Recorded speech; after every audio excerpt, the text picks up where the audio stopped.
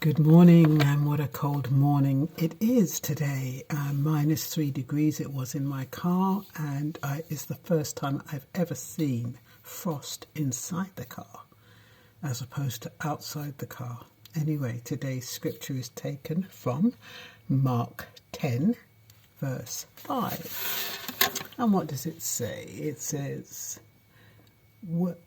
Jesus answered them. Well, I have to kind of start a bit earlier. Let me start from chapter 10. Then Jesus left Capernaum and went down to the region of Judea and into the area east of the Jordan River. Once again, crowds gathered around him, and as usual, he was teaching them. Some Pharisees came and tried to trap him with this question: should a man be allowed to divorce his wife? Jesus answered them with a question. What did Moses say in the law about divorce? Well, he permitted it, they replied. He said a man can give up his wife a written notice of divorce and send her away. But Jesus responded, he wrote this commandment only as a concession to your hard hearts. But God made them male and female from the beginning of creation. This explains why a man leaves his father and mother and is joined to his wife, and two are united into one. Since they no longer two but one, let no one split apart what God has joined together. Later he was alone with his disciples in the house. They brought up the subject again, and he told them, whosoever divorces his wife and marries someone else commits adultery against her. And if a woman divorces her husband and marries someone else, he commits adultery. So what this chapter or this verse or scripture is saying is that first, who God puts together, let no man put asunder. How do we know in a time where we have free will who God has put together? We cannot know. But I guess God in this instance is the promise. It's the promise of love. And if you've promised to be together and you've promised to marry each other, and you made that promise, as an oath, then God has put you two together. But what Jesus was saying is that because he's talking about hard hearts, and he's talking about when you enter into a relationship with someone and that person is cold and unforgiving and mean and doesn't treat you with care and love. On that basis, you should be able to divorce. But it's ironic because in another scripture, I should have looked before I did this video, but in another scripture it says the only way you can divorce your wife or your spouse is when one of you have committed adultery. Jesus goes on to say in this scripture that if a woman who is married gets divorced and marries someone else, she commits adultery. And adultery, as you know, is one of the commandments, thou shalt not commit adultery.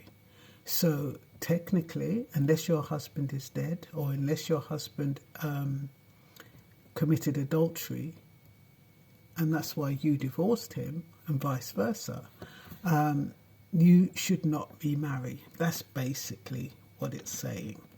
So it's important, the scriptures, it shows it's important to marry well. Don't go jumping into marriage and not knowing who you're marrying. Too many people do that, because they're lonely, because they're afraid, because they don't want to die alone. And because, it's the trend. They feel as though if they don't get married, they're going to be stigmatized. People are going to talk about them. They don't want to be put down. They don't want to be seen as unwanted. In China, if you're not married by, I think, 30, they call you the unwanted woman. Can you imagine at 30? These days people are marrying much later. They're living their lives and they're doing whatever it is they want to do, and then they're getting married in their 40s and 50s. Some people get married in their 60s and 70s. Usually it's not their first time. But whenever you decide to get married, it is important to marry well, so that you don't have any regrets later on, and you don't have to file for divorce because you've married somebody who's narcissistic, who's cold, unfeeling, uncaring. And it's too late once you've got married, because even though under that description you could still get a divorce, I think they call it I forget what they call it now, irreconcilable differences. You just cannot get on. In that situation, yes, you can get a divorce, not under the biblical way, but you can get a divorce. And we just have to learn that, in this life, it's all about choices. It's about who we bring into our lives. And if we bring that person into our lives, it's about making that commitment, caring for that person. Be very, very careful when you get married. The choice of partner you are getting married to. Remember also, especially in this time, there is a lot of deception.